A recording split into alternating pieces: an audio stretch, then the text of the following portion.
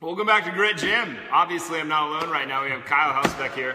Kyle is a pharmacist. If you guys have questions about nutrition or about supplementation, he's the guy to ask.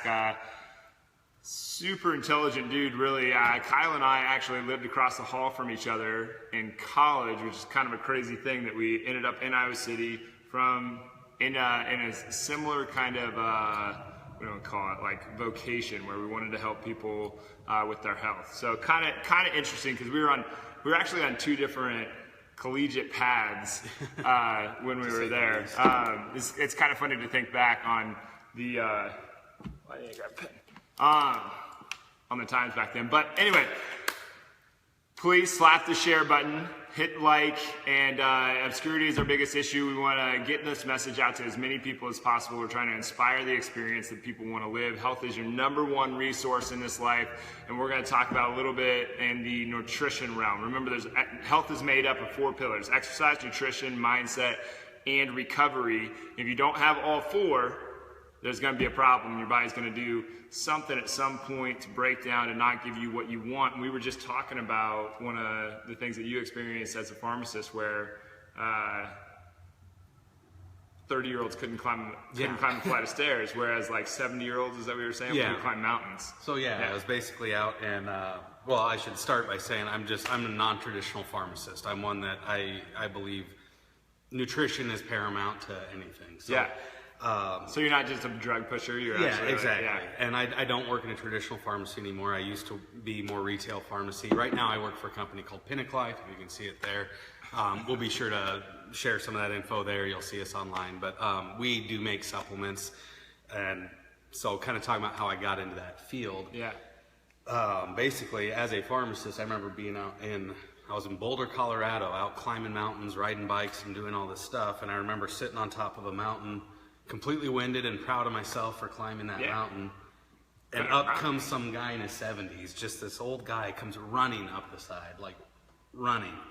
And he goes, what a beautiful view. And he goes running right back down the side. No time to experience the beautiful view. And I'm thinking about the whole time. I come back home to my patients, and like you said, 30-year-olds that couldn't bend over and tie their shoes. They're taking the elevators instead of the stairs. And I said, man, this idea of being frail and fragile and sick in our 70s, well, sure, if I'm not even healthy in my 30s, what do I have to hope for in 70s? So that kind of changed the way I look at things. Yeah. Then I said one of the best blessings I worked in a pharmacy at a grocery store, and the best part of that is I could see the food people were buying and the medicine they needed because of it. And after so much time of these transactions, I'm selling you ice cream and insulin at the same time. As much as I complain about that, it taught me a lot. And the thing I noticed is there was no nutrition in people's carts, at least the people coming to my pharmacy. No veggies. It was processed food, no nutrition in there. Well, I'm a biochemist first and foremost. Well, I started in biochemistry, and I learned all these little nutrients, these vitamins, these amino acids, all that stuff. They're a big deal. Pretty important. So looked at their cart, they're not eating it. Guess what? I'm telling you, you need to eat vegetables. You need to eat vegetables. And my patients say, I don't like spinach, I'm not going to eat it. I don't like broccoli, I'm not going to eat it. Yeah. And as ideal as I want to say, yes, it'd be great if you can get all this from your food, I'm a realist. I saw that my patients weren't going to eat it. And I said, I can tell you all day long to eat this, and if you're not going to, how can I meet you in the middle? Your body still needs these nutrients. Sure. So I go to my shelf and I look at the vitamins, and all I see is the Nana-Days. The Nana-Days. Yeah, he talked about that. That's funny. Yesterday a little bit. Some of the worst ones out there are the most commonly used.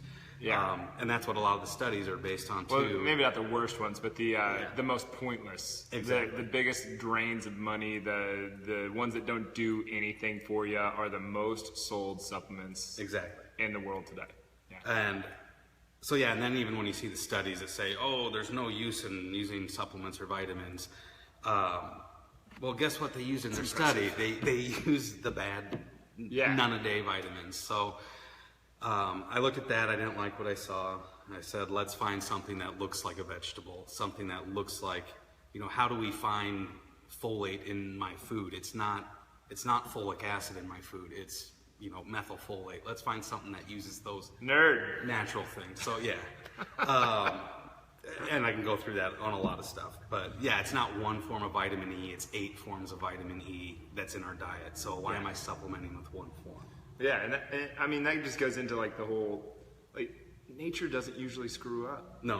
Like if you go back to nature, or towards nature, obviously we can get too far with that, or we can go pretty far with that to where it's like, oh, we got to be living in a cave with only a loincloth. Like, exactly. I mean, how far back to nature are you really going to go? But there's something to be said for just eating your fruits and vegetables. You know what I mean? Yeah. Eating grass-fed beef, because grain-fed beef maybe is just fat and diabetic. Yeah.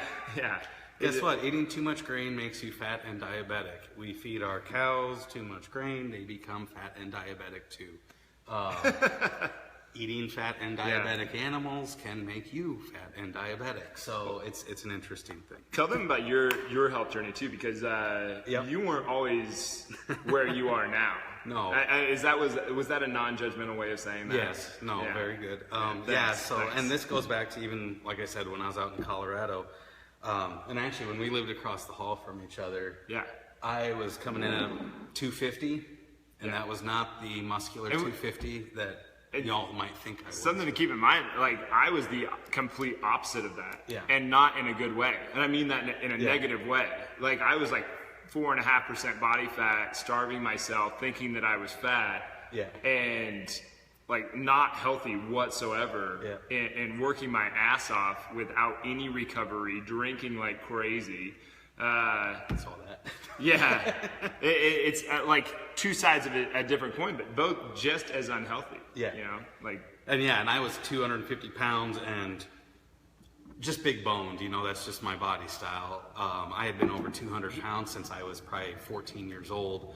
Never thought I'd be below that. You got classic endomorphia, right? Puts on muscle fairly easily, puts on fat real easy, doesn't take off fat well, doesn't respond to carbohydrates very well, responds to high protein diet very well. Like endomorph through and through. Mesomorph, then you see some people are more the ectomorph style, so it's just that's what he means by when he's like the big bone, big guy, thick guy. He's going to gain fat really easy. Yeah. So anyways, I had my revelations. It was actually in pharmacy school, and it was kind of the wake-up calls started happening of, this isn't a normal, I can be doing better for myself. So then we started getting into the nutrition aspect of it. The physical fitness side, that really helped, again, to just start the journeys, lose those first, 10, 15 pounds. Yeah. But do you think that's a big deal for people? I know I'm kind of interrupting your story, but because obviously exercise isn't the whole scenario to the fat loss thing, and everybody tries to make it that way. But do you think it's still, if fat loss is almost 100% nutrition, which I think it is, is it still important to do exercise along with it? Yeah, and absolutely the physical activity through and through, and that was part of it. Now I will say I started with exercise. As I moved on, I was just trying to be more active, just riding my bike to the store, riding my bike to work, things like that. Yeah, you started with something and you built from it. But I wasn't really, I wasn't hitting the gym all day, every day, but I had modified my diet at that point where I was eating, I focused mostly on let's eat more vegetables, got the processed foods out, no sugar, added sugars, because I had to break the addiction, get my taste buds back to normal. Now apples taste sweet without caramel. All this fruit is very sweet. You don't need to do that. He had to renegotiate his normal. Exactly. Yeah, that's good. So I was at that point, and I actually had good access to a lot of good fresh produce at the time. That's great. So eating tons of that. That's what I loved. I didn't count any calories. I didn't count any carbs. I ate as much vegetables as I wanted. Can we emphasize that for a second? Yeah. He didn't count carbs. He didn't count calories. No. Okay, two big things. Like people out there, I do it with people all the time. Yeah. They're like, well, this is how many calories in it. This is, and I just don't see why I'm losing weight. It's like, because it's so subjective. It's just get it out. Like, you're wasting so much energy on how many calories you're eating when it's like, we need to focus on like other things. We got bigger fish to fry than how many calories you do. Yeah, and for some people, maybe those apps work where I'm tracking all that. Sure. Well, guess what? The food I ate didn't have barcodes. Yeah. So when I'm having to type it in, it was too much work. It made it work. I totally agree. So I just ate as many vegetables. Maybe that's the thing. Maybe that should be a strategy. If it has a barcode, you shouldn't be eating it. Maybe that's not a bad strategy. Yeah. Now, what I will say is on the exercise side, where this came in, I see all these people. You would work out, and then go get your frozen yogurt afterwards. And it was working out. Oh, I burned these 800 calories, so I could eat this calorie. Solid justification. But then at the same time, I'm counting all these calories. I guess what I'm getting at, you're restricting food. Well, in that process, you were restricting your nutrition. You were restricting your vitamin intake. Yeah. At a time when, you're increasing your workout, these people doing these crazy CrossFit things, really intense workouts, you increase your demand for those nutrients more. Yep. I just sped up my metabolism. I'm burning through stuff. I'm creating free radicals and metabolic waste and restricting my nutrient intake. Yeah, so you can't recover as well. Yeah. That's actually one of the reasons one of the theories behind the difference between bone density in males versus females. It's just because males tend to eat more than females because males are typically bigger. That's one. Sure. That's one of the things, which is kind of interesting. It's kind of interesting theory. Yeah. Well, they say, just having to carry more weight makes yeah. stronger bones. Yeah. But so, anyways, I guess, kind of going back to supplements a little bit. There's two sides of it. Where I had sick patients that weren't going to eat healthy food. Yeah.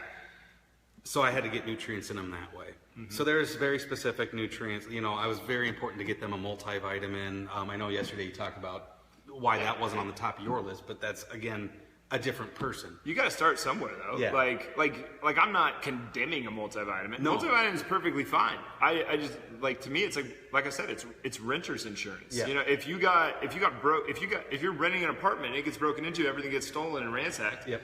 You're gonna be thankful that you had that renter's insurance. You know, if a bacteria or whatever comes into your body and you don't have anything to fight it off, well, shit. Yeah. That sucks. That's a bummer. So, to finish one thought, and I want to get into that there. Well, so again, when my patients, they were sick and not eating healthy foods, I needed to make sure they had a multivitamin, the omegas we talked about. Yeah. Now, if I get someone that's working out and watching what they eat, not watching what they eat, proactively eating good food. Right. I'm not as worried about them having a multivitamin when you're eating 8 servings of vegetables in a day. Makes sense. You're getting that.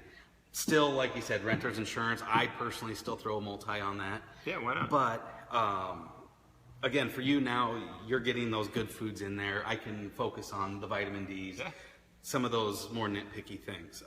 But for the person that's not eating the good food, the person on that really restricted diet, you need those nutrients. Yeah. And the more you work out, the more you need them. So, not only that, a lot of people, the people that are coming into me can probably, they're ready to exercise, they're ready to make a change, they're ready, you're dealing with a different set of hammers. Yeah. You know what I mean? So, I can say, you're going to take these 3 every morning. Whereas, some people, they just need something so simple. You're only going to take one of these every day. That's all you have to do for 2 weeks here. We have to create this. We need this win. Yep. We need this consistency. You got to have the guts to do this one thing every day.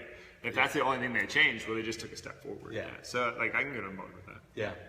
I like something you said yesterday. He doesn't even think about supplements as it's not a supplement. It's just a part of the process. I always said, people said, you take that many pills in a day. I don't look at it as a pill. Say with a multivitamin, it's not a pill.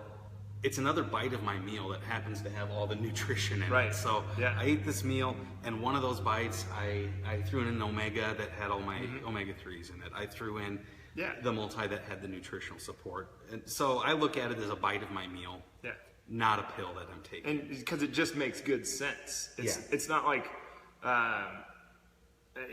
you're throwing money down the drain. A lot of this is, I think people are just taking it and they're just like, well, I should do this, so I do. And it's like, well, that sucks. Yeah.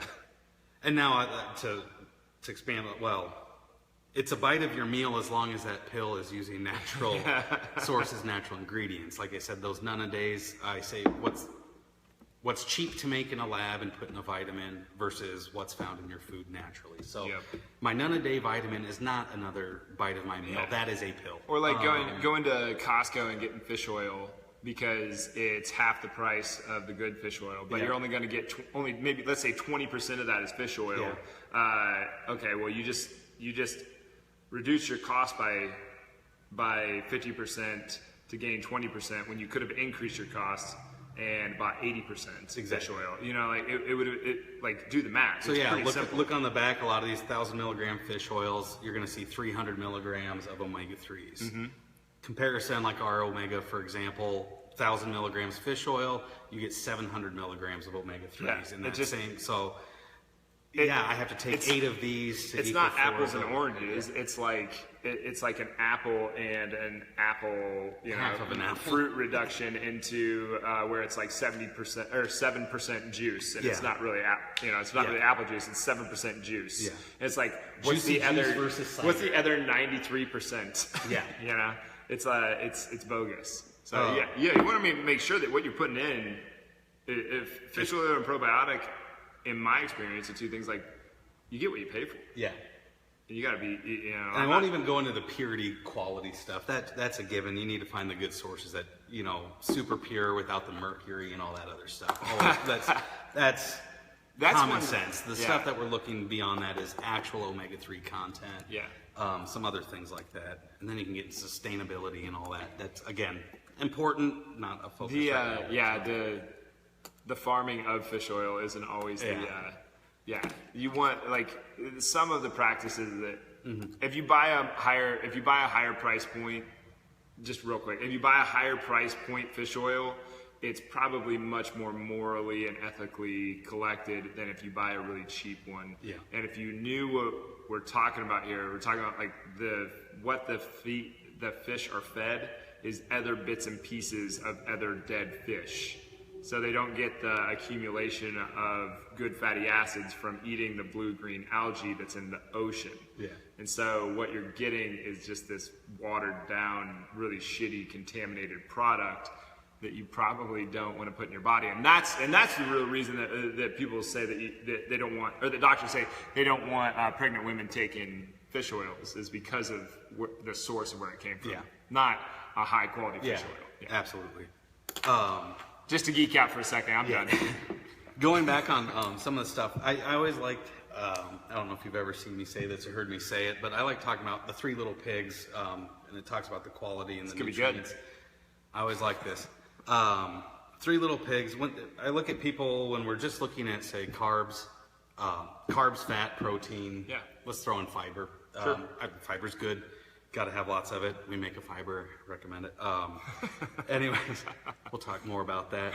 But either way, so let's just look at those things. And, my diet, that's really balanced on fats, carbs, and protein. Good for you. I can build a really cheap house with that. Yeah.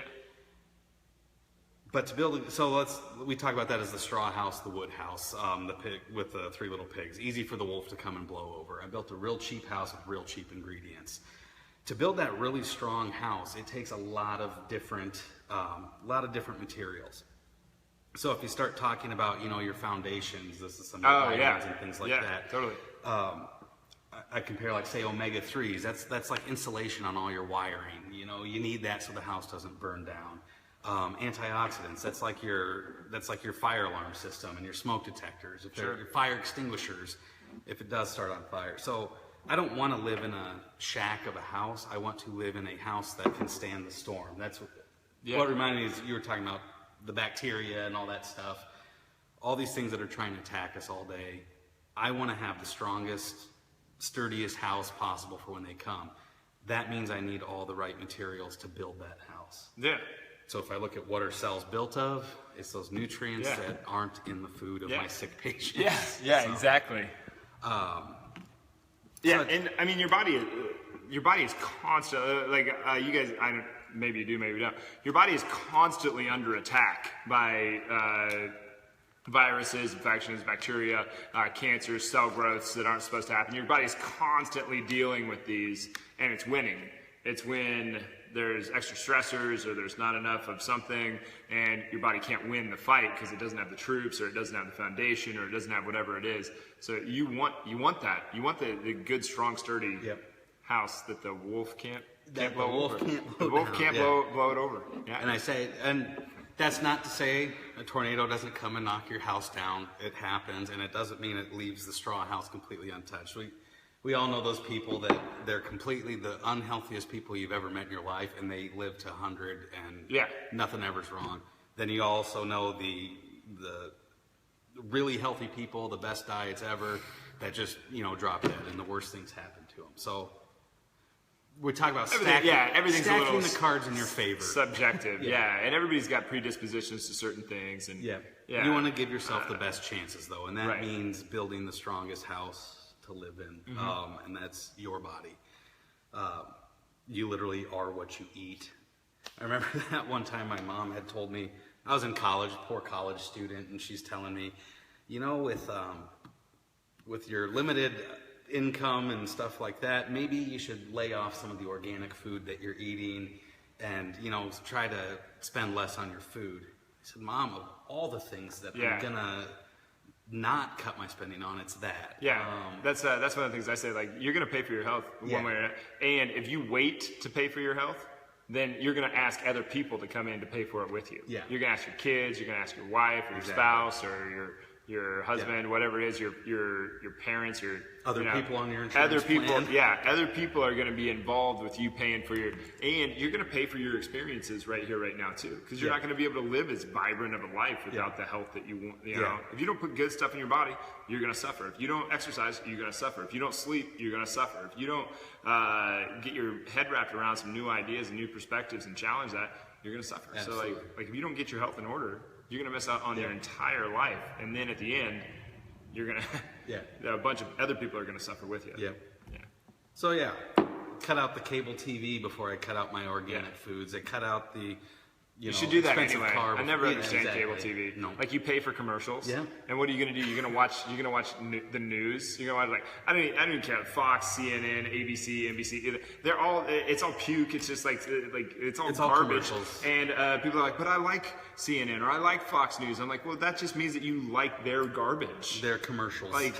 Or you like their commercials. You pay for commercials. It blows my mind. Like just get.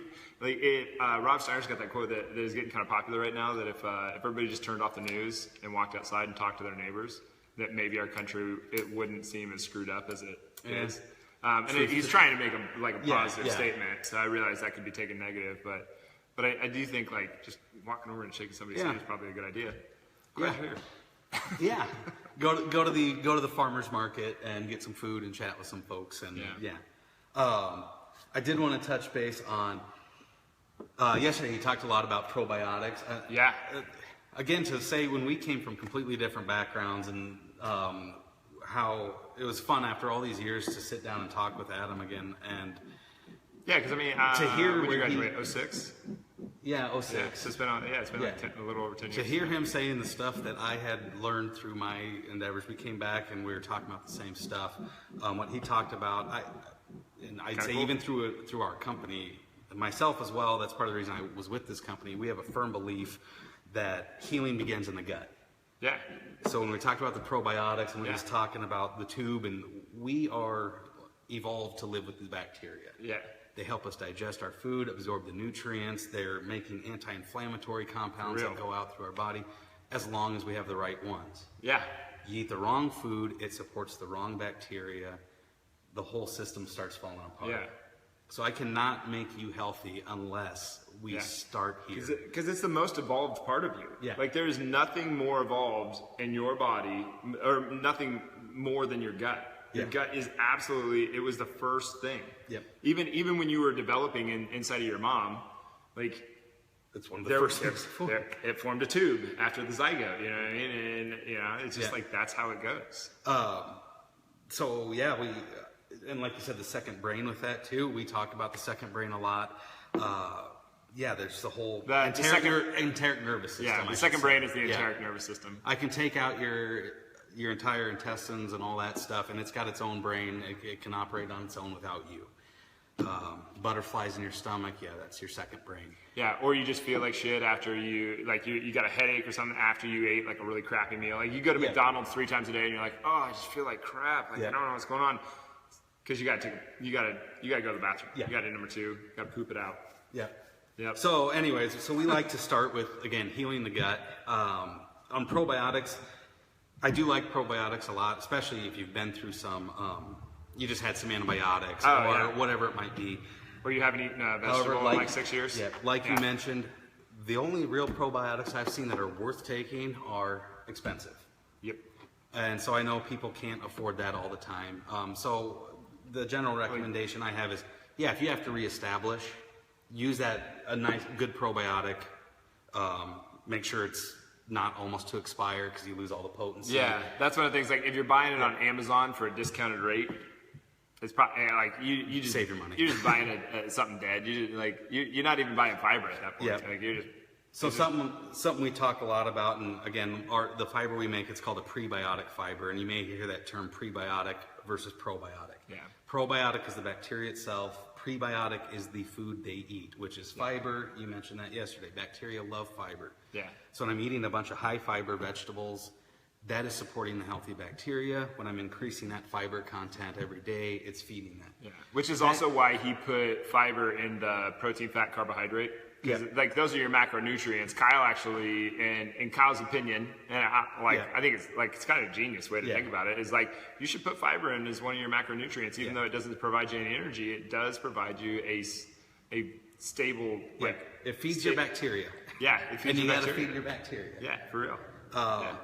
So that's a real easy way. So like I said, we can reestablish, a bad microbiome with an expensive probiotic, but then we can maintain it with that fiber. And that can be a more cost-effective way if it is prohibitive. Then that money you save on the probiotic, you can use on a better quality fish oil or vitamin or better produce or whatever it might be.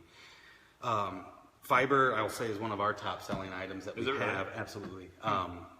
And the nice thing, a lot of fibers out there, they have a ton of sugar in them. They're clumpy, they're disgusting, they taste awful. We have one that's flavorless. They cause explosions. Yeah. We have a completely soluble, sugar-free. Soluble fiber is okay. This is a significant thing because most fiber supplements are actually insoluble fiber. So that's like a freight train moving through you. Where soluble fiber is like a gel. It's going to slow everything down. It's going to gunk, and it's two different fibers. You want both, but soluble fiber is probably one of the ones that people get less of. Like if you eat oatmeal, the goopy stuff that makes it all goopy, that's soluble fiber. You want that in your diet. Yeah. And so, and the soluble, the bacteria digest that easier than the insoluble. I mean, think of insoluble almost, they use psyllium husk a lot. Think of it like popcorn kernels. It's a lot more work for the bacteria to break that down. Soluble, it's already in solution. They break it down. Did you guys just get an image in your head when he said that? So a fun thing with fiber, that's something that we've known for decades, is helps with heart disease and cancer and all sorts of things. Your cholesterol will be lower if you get enough fiber. Yeah. And it's in all these fortified foods. Yet, the last national survey on it was showing that fewer than 5% of the population gets the recommended fiber. I'm not surprised at all. What is the recommended fiber? I don't even know. I stopped looking at that stuff so long ago because it's such garbage. Like the government does not have your best interest at heart. I guarantee you.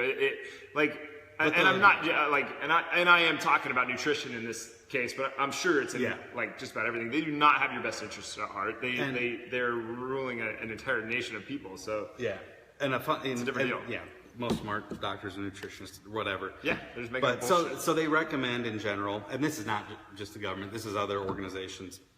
They estimate about 13 grams per 1,000 calories that you eat. A day. That's nothing. It's not. But people aren't reaching that. People aren't getting that. Yeah. And I would say even higher than that, especially in the solubles, stuff like that. You can really go higher. I mean, think of a big bowl of salad. You get a lot of fiber there, but we can do more. But the fact so few people are reaching it, despite all the fortified foods, despite all the knowledge about it, we're still coming short. Yeah, so it's an interesting thing, and that's a lot of the reason I talk a lot about the mindset stuff in here, or some of it. With there's so much stuff within the mindset portion of nutrition, because obviously, like I think people basically know that a Snickers bar is not as good as an apple if you're looking for fat loss, but they almost always choose the Snickers bar. Yeah. You know, where does the mindset come into this for why people are not, everybody knows this is going to help me live longer, it's going to help me live better. There's so much mindset stuff around it, but they can't make the change. Yeah. What was it for you that helped you make the change, for instance? was going back to what is real food. Really? It was the real food thing. This is what our bodies were designed to eat and digest, and it's going to operate better Sure. when I give it what. This is what we've always ate. That's Yeah, it went back to like your kindergarten education of nutrition. Yeah. Like vegetables are good. Yeah. Like you watched Bambi and you heard Thumper's mom say, stop eating that blossom and start eating the clover or whatever, right? Yeah. Or whatever it was. I don't remember that, but Yeah, it's the only part of the movie I remember. So like I think when his dad walks in, Yeah. and I'm just like, that's cool. But yeah, to touch real quick, 'cause I know we're probably running out of time, but real quick, We're getting close. Yeah. Like he said, as far as those daily recommendations, I don't listen to a lot of those. A lot of them, most people don't know where that 100% daily value came from. I have newsletters about this, which by the way, pinnaclelife.com, we can put the link down there. On Facebook as well. I do newsletters on health topics as well. We'll be trying to share some more of that. So if you have intro, shoot us a message, whatever. Let us know if you're interested in any products. We'll get you some samples or some things like that. Adam knows how to get them too, so check with him. And so if you have any curious questions, we'd love to answer them for you. But anyway, so yeah, I have a newsletter on daily value, and where that number came from was back in World War II era. They looked at the standard person, which to them was about a 150-pound male at about 5'6". So for a 5'6", 150-pound male, I think it was 150. I have the numbers at home. I don't remember. It was like 150 or 170 or something. It was like an average-sized dude. Yeah. It was just like Mr. Average. Yeah. Which is much smaller than today's average. Either way, it was how much do they need for 95% of people of that size and shape to not become deficient. Yeah. And when I say not deficient, To not become deficient. so that means 95% of 100, say vitamin C, 100% daily value vitamin C. That's 95% of these 150-pound guys eating that much won't get scurvy. Yeah. Yeah, they won't get beriberi, they won't get pellagra, they won't get rickets. I'm sorry, but I want to do better than just barely scraping by on deficiency. And again, I'm much over 150, so do I need more? Probably. So vitamin C, that's enough to not get scurvy. How much to boost my immune system? And he's talking like this goes into the 2,000 calorie diet. It comes into the 100 when you see 100% on the side, and then there's like a gram or an IU or a kilogram. Kilogram probably a lot, but or like milligram is what I meant to say. So you got milligram, grams, but over here where it says percentage, what he's talking about is the percentage, and it's complete bogus. Yeah. They made all this stuff up, and they're just like, and even the 2,000 calorie, I think it actually came out to like 2,240. Yeah. Yeah, and they were like, let's just make it 2,000. Yeah, that's not. People will remember 2,000. Yeah. They won't remember. People probably need to eat less anyway, right? Yeah. And they might, but like the idea that you're only like you tell me to eat only 2,000 calories. Oh my God, I did that this morning already. Yeah. Dead serious. And the same idea on that too with so kind of what he's saying, you can't trust those numbers. They haven't updated them. No one's looking at them and updated them, not enough. And it's really short-sighted when they have.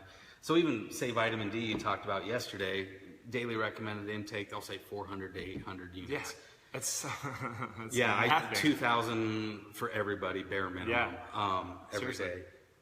Especially if you're like black or even slightly dark skinned, like you probably need a little bit more. Or if you're like we're sitting inside right now. Yeah. Oh, I can go outside and get vitamin D, but we're inside at work. Yeah. I have a shirt on, so I'm not getting it on my back. It's just hitting my arms.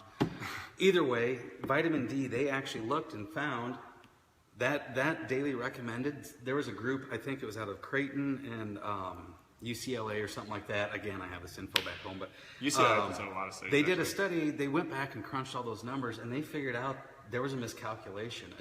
They missed a decimal point essentially. They crunched all the numbers, and really they found out that 400 units a day probably should be 4,000 units a day. Yeah.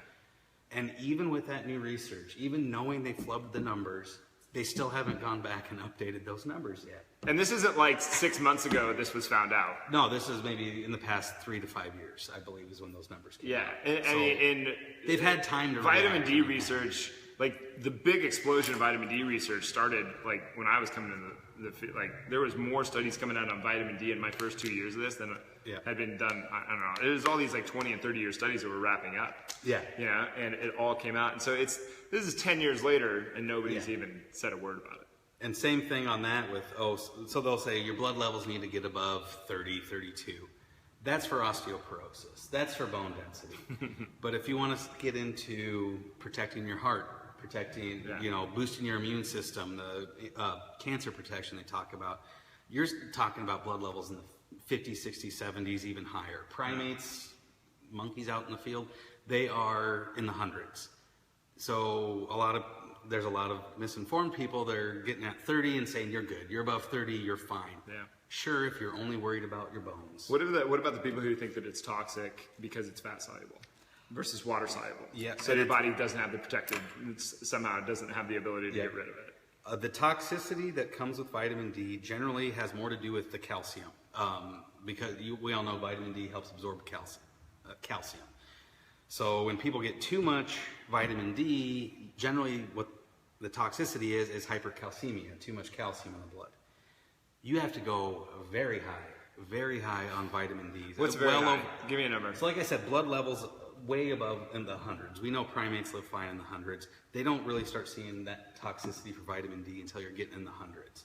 Most of us, like I was taking, 12,000 units a day to get my blood levels to 7,000. Or to 70. Yeah. I wanted my blood levels at 70. Yeah. It was 12,000 units a day. And I'm a guy, I'm out in the sun a lot. When I can be, I'm out in the sun. I judge my summers based on how long my tan line sticks around on my sandals and stuff. So, I thought I was getting a lot of vitamin D, and I'd been using supplements. I got my blood tested and was at like 36 or something. Yeah. So I bumped it way up to 12,000 and then got it up to about 70, and I tried to maintain it there. Yeah, so that makes sense. But yeah, toxicity you would not even start to see until the 120s. You'd have to work. You've got a long way. You'd have a lot. At that point, vitamin D would get pretty expensive. Yeah. Yeah. And the interesting thing about vitamin D, like you talked about calcium a little bit, a lot of people think that taking extra calcium will actually help them lay down new bone tissue. No. Whereas magnesium and vitamin D have much more to do with bone density than calcium does. Like calcium, I'm not saying calcium doesn't have a role in your body, but it doesn't have much of a role in bone health other than that your bones are mostly made of calcium. So that's one of our products. It's actually called D3 plus magnesium, but it also has calcium. We don't put the calcium on the label, or we don't put it on the front. We just call it D3 plus magnesium. Calcium and magnesium work together. Yeah. Calcium causes muscles to constrict. Magnesium relaxes them. Yeah. When all these years people have been doing calcium, they're overbuilding that. They're depleting their magnesium. Now guess what we see? We're seeing heart arrhythmias. We're seeing high blood pressure because all those blood vessels are constricting and they can't relax. The heart's constricting. It can't relax. We get muscle cramping because they're constricting. Can't relax. Yeah. So we do a magnesium-calcium balance, and like you said with bones, your bones aren't just made of calcium. They're made of calcium, magnesium, phosphorus. You need vitamin K, you need boron, you need silicon, you need all these nutrients to make healthy bones. Nerd, man. Yeah. Nerd now. So, geek it, do it. Yeah, absolutely. And that's when you see, all these years and the osteoporosis meds that they've used that help with calcium, trying to deposit them, and they made denser, brittle bones. Yeah. So they packed a bunch of calcium in there, but the matrix is bad to where they're brittle and they snap. So it's just short-sighted. They just kept on adding straw to the straw house, huh? Yeah, exactly. More straw, more straw. But no, that's really. Did you see the? It's been a little while now, but they did. They were trying to see why certain women were having arsenic buildup in their body, and they went and they traced it back to all of the women had one thing in common. They were taking a calcium supplement, and they had been taking it for like 30 years every day because their doctor told them to. And what they found was that each one of them was taking the calcium, like apparently most calcium supplements are harvested from oyster shell. Yeah. And the area that they were harvesting the oyster shell had trace amounts of arsenic in the water, and so these women over the course of 30 years were building up trace amounts of arsenic in their body to the point that they were getting sick, and then they had to go through all these treatments to get rid of it. It's kind of this idea that it's just giving more credence to that. Like, you don't need to just be shoving calcium down. No. To try to have. Yeah. And kind of a similar thing, like iron. Like for people who are anemic, it doesn't mean that you just pound iron into your body. No. Yeah. You know, that's, I know we're going over on time, but that's all right. Iron, and I'll say, first of all, we don't have iron in any of our supplements for good reason. It is responsible for more accidental poisonings than about any nutrient out there. Kids getting into it, etc. Yeah, it's the biggest killer of any supplement that there is. Never mind the fact it's absorbed better on its own. So on an empty stomach, something acidic. So if I put it in my multivitamin, I just put it in there with a bunch of stuff that's going to block its absorption. Right. All it's going to do is give me an upset stomach and maybe constipate me a little bit. So like. It really will give iron you in the a big upset stomach too. Bad idea. Yeah. But I used to work at a plasma center before I went to pharmacy school, and we tested hemoglobin. And I can't tell you how many times people would come in, oh, you have low hemoglobin, go take some iron, and maybe next week you can donate. I shudder when I hear that now of just like, no. Because it doesn't work like that. And you don't know why you were anemic. Yeah. Yes, iron deficiency is one type of anemia. So is pernicious anemia. That's B12 deficiency. Folate deficiency. That's megaloblastic anemia. And some people can't even absorb folate, so that becomes like a problem in their body too, because they're sitting here just shoving folate in their body, especially like pregnant women. They can't absorb it. Yeah. And it's killing them. So are you anemic because you don't have enough iron, or because it's not B12, or maybe you have a blood cancer? And worst case scenario. And that's a bad one, but it's a real bad one. But again, I can't assume that I'm low blood or low hemoglobin means iron. So don't just throw iron at it. You need a blood test to determine if you need iron. Yeah, because hemoglobin's very much like a lot like a muscle. Like, it needs to be able to move quickly. Like, to be able to do things, it has to relax and reach and constrict, kind of like it has to drop off. And then it has to be able to drop what it's carrying, and then return. You know what I mean? Like, it's not like hemoglobin is a super interesting little deal that goes on inside your body. Yeah. Like when hemoglobin's cool. And it's a protein, so without the right amino acids, it doesn't fold right, and you get all sorts of issues. But is that your segue into veganism? Yes, everyone should be a vegan all the time. No, that's like he's saying that extremely sarcastically. Yeah.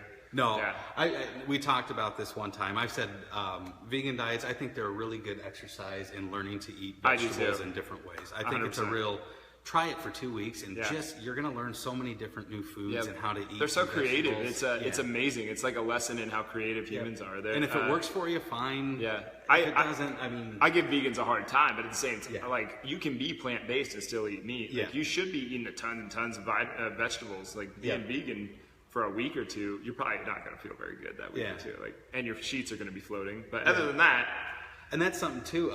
People on vegan diets, or vegetarian for that matter, a lot of times they think you have to worry about protein. You can get a lot of veggie-based protein out there. It's going to be tough. But the nutrients that are really hard to get in a vegan diet or vegetarian, vitamin B12. Yeah. Not a lot of plant sources for it, if any. Seriously. Coenzyme Q10, CoQ10. You talked about that yesterday. Super important. Super important. Which we've got 50 milligrams in our multivitamin. Shameless plug. It's not shameless. Do it, dude. Yeah. Like you're selling health here. Like, if you don't sell it, then you're the scumbag, dude. Like, you got to sell that stuff. So and a lot of vitamins don't have CoQ10, and like you said, it's an expensive thing. We've added 50 milligrams in it. It doesn't mess with the cost of our vitamin. It's still affordable. But that's impressive. So anyways, B12, CoQ10, carnitine also in our vitamin. Something else that's heavy in beef that isn't necessarily heavy in... Yeah, exactly. Yeah. So that's the deficiencies you worry about on vegan. There are some deficiencies you have to worry about on vegan diets. Some very serious ones. Not to mention just protein. So much. But you can get protein. It's hard. You can get it, Yeah. And low calorie sources of protein. Like, so you were talking about that with beans and tofu. Yeah, there's protein there, but you have to eat a lot of carbs to get that. So. That idea that, beans are a protein source. It's like, there's protein in the beans. Yeah. Let's get real. Like, there's proteins in everything. Are you going to say that about chocolate milk too? Yeah. Yeah, come on. Yep, and milk is not a good source of vitamin D. Yeah. It's not a good source of calcium. That's one of my favorite ones. That's a marketing thing. And nothing wrong with marketing things.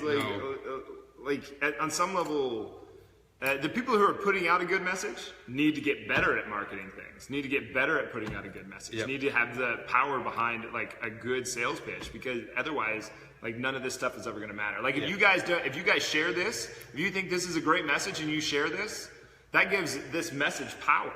Whereas like hopefully we get, like Kyle and I both get better at marketing and better at our message and better at, so that we can have some competition to go against places like Monsanto and Tyson and these really kind of immoral putting out there. There's just bullshit products that they're, and I'm gonna go as far as say Subway also.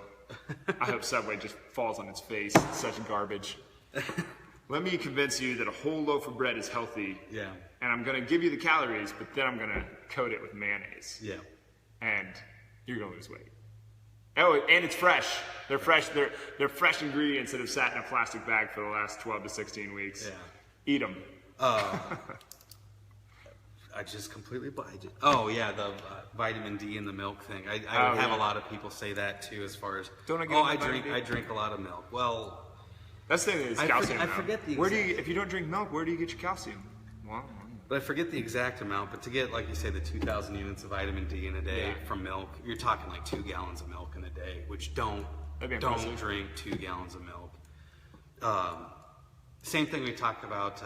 Like our supplements, we use a lot of red wine, grapevine extract, resveratrol, if you've heard of that. The antioxidants in there. You can get it from red wine. Do not try to get it from red wine, like a glass fine. But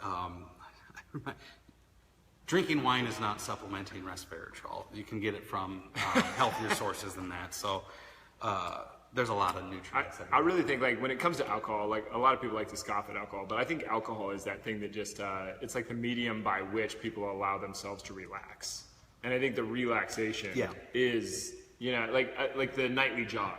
Yep. Like if someone goes on a jog for 5 minutes every night or a walk around the block, like I think like that's really where the benefit comes in. It's just like you allowed yourself to just turn things off for a minute. Yeah, I think that's where the health benefits are of red wine. I don't think it's in the nutritional aspect of the. There are, I mean, the polyphenols and stuff in there, but there's obviously good stuff in there. But where's the big money maker? Yeah.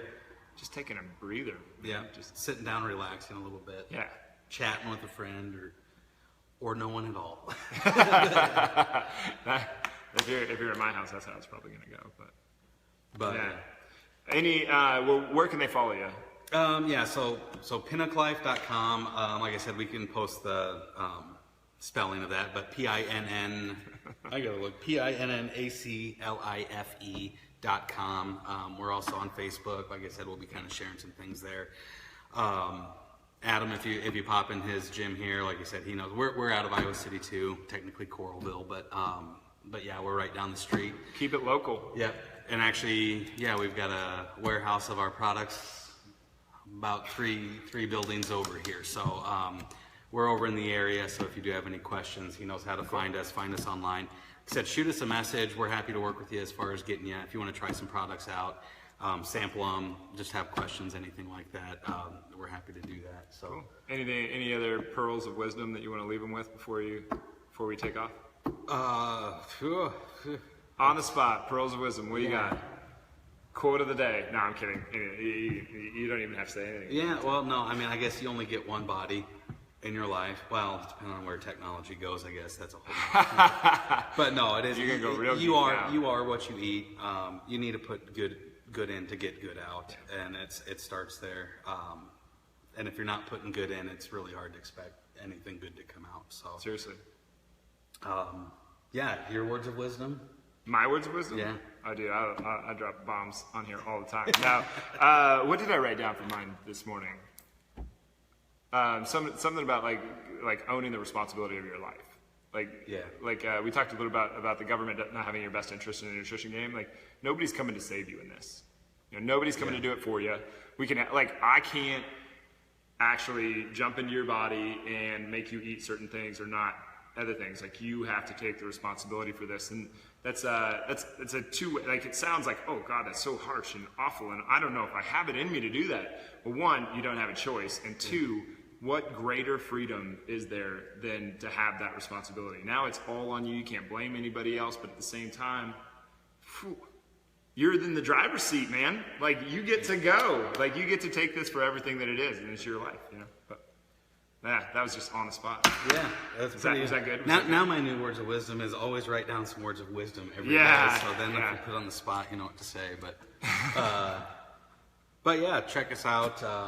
Hopefully we have some more of these going on too. So it's too easy to talk sometimes. So like I said, yesterday's thing, we could talk all day on about every sentence he said. I go all day. So do me a favor, guys. If you want to see Kyle back on the show again sometime, you want to hear more geeking out stuff in the nutrition thing. I'll go geekier too. If you want. Tone it up or down, whatever. Yeah, he used the small words today. Yeah. You should be the fly on the wall when he's sitting here telling me stuff that I can kind of halfway understand. Comment below and say if you want Kyle back on the show or not. I think people are probably going to be pretty supportive of that. But anyway, thanks for being here, man. I really appreciate it. No, appreciate it too. Oh, we'll even do pleasure. We're doing the handshake. All right. Thanks, guys, for being here. I really appreciate it. Please slap the share button. Send this message out. The more you guys share this stuff, the more you like it, the more power it gives to this message, and the better everybody can be. Like, I'm an extreme idealist, so I know that sounds really idealistic, but I do believe that we can help billions of people in a positive way. I think that but I'm not going to do it all alone. There's no way that I can shake enough hands to affect billions of people in a positive way. But I can if more and more people jump on the bandwagon and start putting themselves first and getting their health in order. So thanks for being here, guys. I really appreciate it. Kyle does too. Thanks.